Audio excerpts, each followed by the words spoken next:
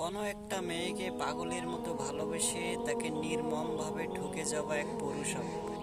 আমি চেয়েছিলাম যে মেয়েটিকে আমি ভালোবাসি, আমি তাকে বিয়ে করব, তার সাথে সংসার বাঁধবো, এরকমই ইচ্ছা ছিল আমার। আমাদের সম্পর্কটা বেশ ভালোই ছিল, কিন্তু হঠাৎ করে একদিন আমাদের সম্পর্কের ভিতর ভুল বোঝাবুঝি হলো। আমি তারে কোনোভাবেই বোঝাতে পারিনি।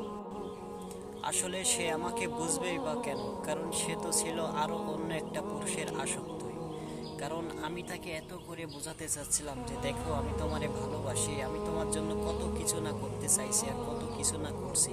তুমি একটাবার ফিরে এসো, তুমি একটাবার আমাকে বোঝার চেষ্টা করো।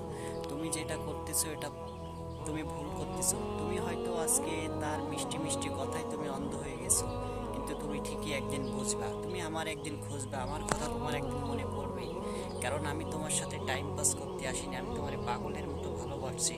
কথাগুলো আমি অনেকভাবে তারে বুঝাইছি, কিন্তু সে কোনোভাবেই আমার কথাগুলো বুঝতে চাচ্ছে না। আর বুঝবেই বা কেন, কারণ সে তো একটা ছেলেকে ভালোবাসে। কারণ সে আমার সাথেও সম্পর্ক করছে, প্লাস তার সাথেও সম্পর্ক করার চেষ্টা করতেছে, তারে ধরে রাখতেছে। সে হয়তো আমার থেকেও ভালো ছিল কি বেটার ছিল জানি না, তবে তার কাছে মনে হয়েছিল যে আমার থেকে হয়তো ওই ছেলেটাই ভালো। একটা পর্যায়ে যখন আমি ওর উপরে অনেক রাগ করি, তখন ও আমারে অনেক খারাপ কথা বলছিল। আমারে বলছিল যে তুই আমার জন্য কিচ্ছু করতে পারিস নি, তুই কী করছিস, তোরে বিয়ে করলে আমি তোর সাথে সুখে থাকবো না, এটা সেটা আমারে নানান রকম কথা আমারে শোনাইছিল।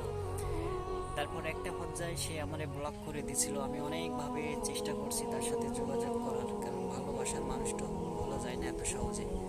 তো কোনোভাবেই কোনো কিছু করতে পারলাম না। তো একটা সময় আমি একটা নিউজ শুনতে পেলাম, আমার এক ফ্রেন্ডের মাধ্যমে শুনতে পেলাম যে ওই ছেলেটার সাথে নাকি দেখা সাক্ষাৎ করছে, বা বিভিন্ন পার্কে রেস্টুরেন্টে গেছে দেখা করতে। আর আমি তো সেইভাবে নিয়ে যেতে পারিনি, আমি না তারে পার্কে নিয়ে যেতে পারছি, না কোনো দামি রেস্টুরেন্টে নিয়ে যেতে পারছি। কারণ ভাই, আমি হচ্ছে মধ্যবিত্ত ফ্যামিলির একটা ছেলে, আমার সামর্থ্যই নাই তারে নিয়ে যাওয়ার মতো। কিন্তু আমি যথেষ্ট পরিমাণ চেষ্টা করি যে আমি তারে কিভাবে রাখলে সে আমার সাথে ভালো থাকবে বা আমারে ভালোবাসবে।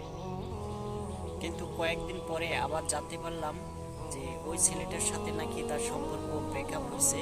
তো আমারে আনব্লক করে দিছিল ওই সময়। তো দেওয়ার পরে কিছুদিন পরে আমি আর ওই আইডিটার ব্যবহার করিনি, তবে আমার নাম্বারে, মানে আমার কন্ট্যাক্ট নাম্বারে একটা রং নাম্বার থেকে ফোন আইছিল। তো আমার ফোনটা যেহেতু কাছেই ছিল, এই জন্য আমি সাথে সাথে ফোনটা রিসিভ করছি, করে আমি হ্যালো বলছি। বলার পরে আমার সালাম দিছে, দেওয়ার পরে আমি সালামের উত্তর দিয়ে আমি বলতেছি কে। আসলে তার কণ্ঠটা আর আগের মতো ছিল না, অনেক ভয়ে বা কাঁপা কাঁপা কণ্ঠে সে আমার কাছে ফোন দিছিল। তো আমি বললাম কে, বাসা কোথায়, আর আপনার নাম কি, আর আপনি কি বলতে চান আমার কাছে। তো ও বলতেছে যে আমি এই, মানে ওর নাম দিয়ে বলতেছে। তারপর বলতেছে যে তুমি কেমন আছো। আমি বললাম আমি আলহামদুলিল্লাহ ভালো আছি, তো আপনি কেমন আছেন। তো ও আমারে বলতেছে যে আপনি আপনি করে মানে তুমি আপনি করে কথা বলতেছেন আমার সাথে, তার কারণ কি।